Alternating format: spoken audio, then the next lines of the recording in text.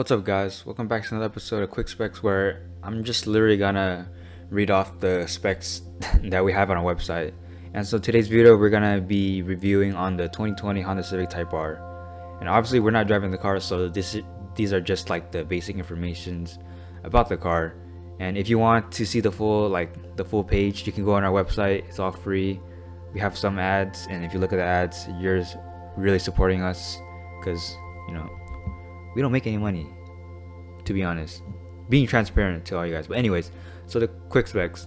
So it started off in 2017 through present, and it starts at $36,995. It's a sedan, or what people will call hatchback, due to the trunk design. And the chassis code is the FK8, and it's made in Japan. So the engine. It comes with the K20C1, which is a widely used engine family that Honda uses. Even the Honda Accord 2.0 uses the same engine. It's a K20C4, which uses a smaller turbocharger than this car. So technically you have a Type R engine, but with any manufacturer, they're gonna reuse the engine, but change internals and like turbo size if it's forced induction to make the car look more different from the standard cars. So the K20C1 is a 2-liter turbocharged inline-4. This one pumps out 306 horsepower, or 310 PS or metric horsepower, or 228 kilowatts. And peak power comes at 6,500 RPM. So it's pretty high in the RPM compared to other cars. Torque comes in at 295 pound-feet of torque, or 400 newton meters. Peak torque comes at 2,500 RPM, so it's quite higher than other cars, but you make it up as the power band is pretty linear throughout the entire RPM, so it doesn't dip like a lot of cars. But the RPM range for the torque is at 2,500 RPM through 4,500 RPM. And the displacement of the car is 1,996 cc. This one has a 86 millimeter bore and a 85.9 millimeter stroke.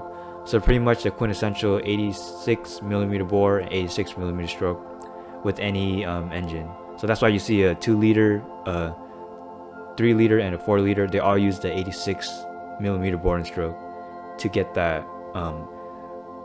a half-liter per cylinder engine layout. So if you wonder that.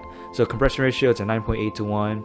Max RPM, or redline, is at 7,000 RPM. Like with any inline 4-cylinder, it's a transversely front mount engine, and it uses gasoline or petrol.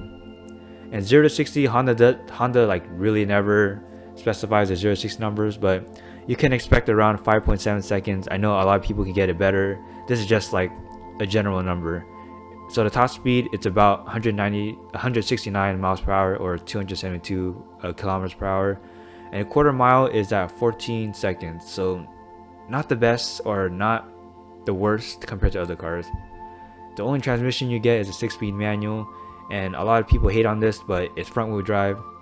Prior to making this car, Honda was going to do all-wheel drive or rear-wheel drive, but they want to keep a tradition and keep it front-wheel drive.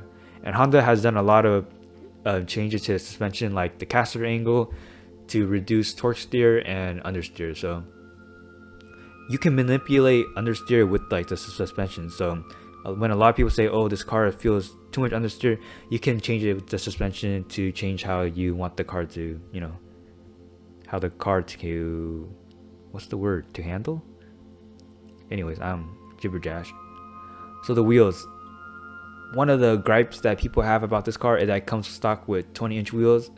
To be honest, if you look at a side view, it looks really good, but the worst part is that it comes with 245, 35, 20s.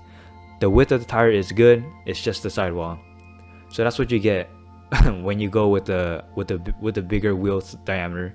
So 20-inch wheels, if they put a thicker sidewall, the diameter of the tire set will be too big, and it'll create like too much rotational mass, and it'll make the car less efficient. So they went with the thinner tires, which it looks good, but it's not really that practical. And then the front and the rears are the same, so it's a square setup. And the brakes, this comes with 4-piston Brembos in the front, which is really good. It's a 350 millimeter disc in the front, and the rear, it comes with 305 millimeter brake disc with the common 1-piston brake caliper. They don't use a 2-piston because the 1-piston uses an electronic integrated parking brake. So when you see cars that have the button to use the electronic parking brake, and you see like, why did they use one piston? Why can't they use two piston? That's why it is, because it has an integrated parking brake. So like other cars like the BMW M3, M4, like the F80, F82, they have a two piston, but they have a manual brake, manual parking brake. So that's what it's like, a which one you want, like electronic or a manual one. Most manual cars should come with the manual parking brake, but Honda decided to use the electronic one because they literally use this one throughout the entire model range. So that's a big cost saving. So the wheelbase is at 106 inches or 2700 millimeters.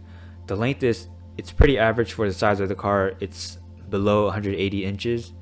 The width is, this car actually has a wide body kit, so it's much wider than other cars. It's at 74 inches, and the height average as 56 inches. Curb weight, this is the advantage of a front wheel drive car.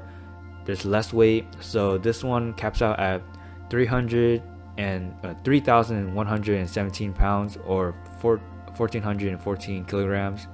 Drag coefficient is very good with the Civics. It's 0.26 CD, and weight distribution is around 62% in the front and 38% in the rear, because most of the mass is in the front.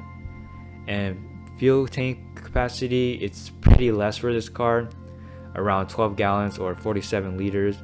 And the fuel economy is actually, to be honest, it's not the best compared to other cars that Honda has. It's 22 in the city, or in the highway is 28, combined is 25 miles per gallon. So, could be better. It just depends on how you drive. So the revisions that they did for, I think, the 2019 or 2020 model, so you can see like the prior ones, they had the fake, well, I'm doing the quotation marks again, fake vents. It's just the grill design. They just made it flat, like a flat design. So people can't say that it's a vent because it's just a design key. But they also flows air, like the hood flows air. The side air curtains also flow air to the brakes, so don't sleep on that. And there's not a lot of front fake grills, so all you guys complaining about that, you should double check.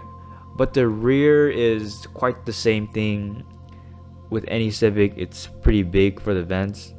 It's baked. There's nothing that comes out because there's really nothing to cool or expel heat. But the interior of the Honda Civic is actually really good. So there's a lot of driving mode. It's adaptive, and compared to other cars like the STI, which is another dream car, but the interior is not as good as the Civic. And if you look at a side view, it has a really huge hunch in the rear because it's sort of a hatch. And the design could be controversial or not. It has fender flares, which I actually like, but for this one car, it's not really my taste, but who cares what I think. The wing looks pretty good. I see a lot of people with regular Honda Civics that have this wing, but it's their cars and their money. Like, who cares what they think? Who cares what I think, to be honest? So yeah, that's the basic specs of the 2020 Honda Civic Type R.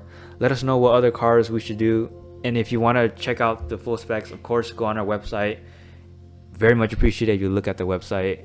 We're adding new cars like every day, so yeah. So thank you.